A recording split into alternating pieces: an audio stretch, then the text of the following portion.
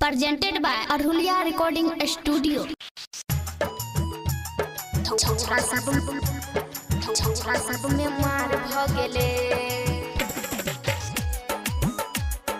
छोरा सब में मार भ गेले देखत के नहीं नाचार भ गेले देखत के नहीं नाचार भ गेले के लिए गजरा कटार हम एक बार तब छोरा सब में मार भ गेले के लिए गजरा कटार हम एक बार तब छोरा सब में मार भ गेले presented by Arhulia Recording Studio। छोरा सब में मार भ गेले डीजे सोनू मोतिहारी। छोरा सब में मार भ गेले नैका ब्रांड के लगा के होठल लाली रहिया में चलई छी हम हाली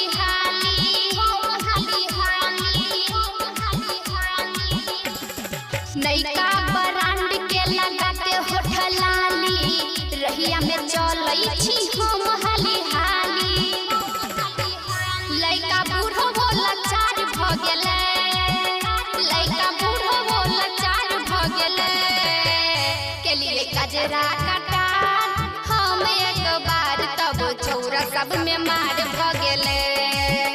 के लिए गजरा कटार हम एक बार तब छोरा सब में मार भ गेले छोरा सब में मार भ गेले डीजे सोनू मोतिहारी। छोरा सब में मार भ गेले काल हमर लागै छै पौरोटी आधा ध्यान भटका दै छै चोटी